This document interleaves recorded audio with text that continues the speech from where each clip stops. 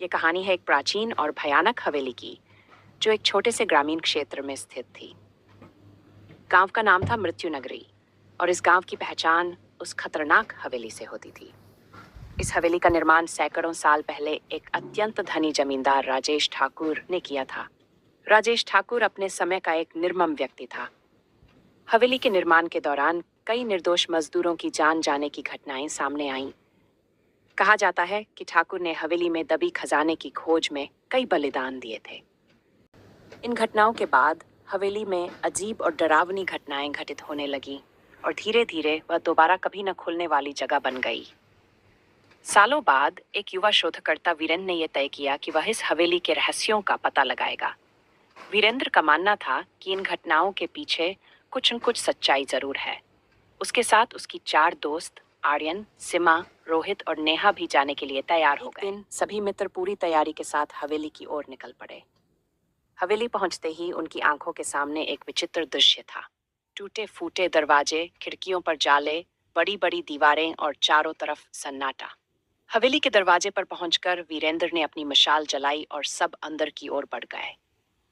जैसे ही उन्होंने हवेली में कदम रखा, चारों ओर सन्नाटा बढ़ गया और हल्की हल्की ठंडी हवा चलने लगी। उन्होंने हवेली के विभिन्न हिस्सों की जांच शुरू कर दी। हर कक्ष में अजीब और डरावनी चीजें थीं।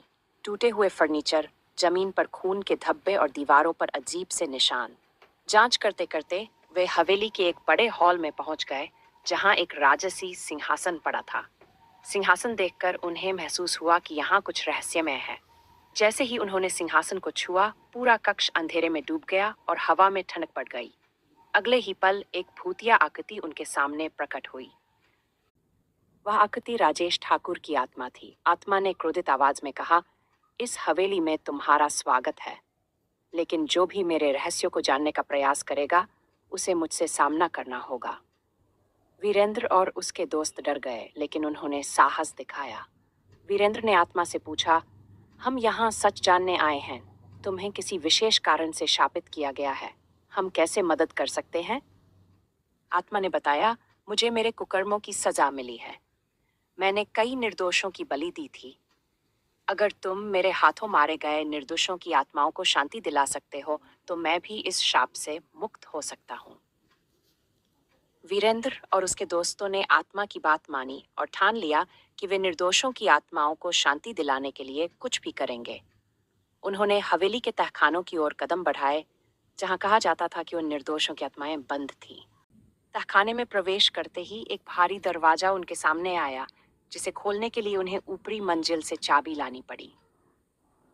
ऊपरी मंजिल पर पहुंचते ही उन्होंने एक पुराने संदूक में वह चाबी पाई। चाबी लेकर वे तहखाने में वापस आए और दरवाजा खोला। जैसे ही दरवाजा खुला, उनके सामने भयानक दृश्य प्रकट हुआ। तहखाने के अंदर खून के धब्बों से सनी दीवारें, भूमि और जगह जगह हवेली के निर्माण के दौरान मारे गए मजदूरों की आत्माएं घूम रही थी। आत्माएं बहुत दुखी थीं और उनके चेहरों पर दर्द झलक रहा था। वीरेंद्र ने आत्माओं से बात की और उन्हें शांति दिलाने का आश्वासन दिया। वीरेंद्र और उसके दोस्तों ने आसपास के मंदिर से पवित्र जल और मंत्र लेकर आत्माओं की शांति के लिए पूजा की। पूजा के बाद आत्माओं के चेहरे पर शांति झलकने लगी और वे धीरे धीरे अदृश्य हो गई। आत्माओं के शांति प्राप्त करने के बाद राजेश ठाकुर की आत्मा फिर से प्रकट हुई और कहा, तुम्हारे इस नेक काम से मुझे भी शांति मिली है। मेरी आत्मा अब मुक्त हो रही है। राजेश ठाकुर की आत्मा ने वीरेंद्र और उसके दोस्तों को धन्यवाद कहा और हमेशा के लिए अदृश्य हो गई। हवेली से भूतिया गतिविधियां समाप्त हो गई और गांव में फिर से शांति का माहौल लौट आया। वीरेंद्र और उसके दोस्तों की साहसिकता और निष्ठा ने हवेली के रहस्य को उजागर किया और वहां की आत्माओं को शांति दिलाई। इस घटना के बाद शापित हवेली अब शांति हवेली के नाम से जानी जाने लगी और वीरेंद्र और उसके दोस्तों की कहानी हमेशा के लिए यादगार बन गई।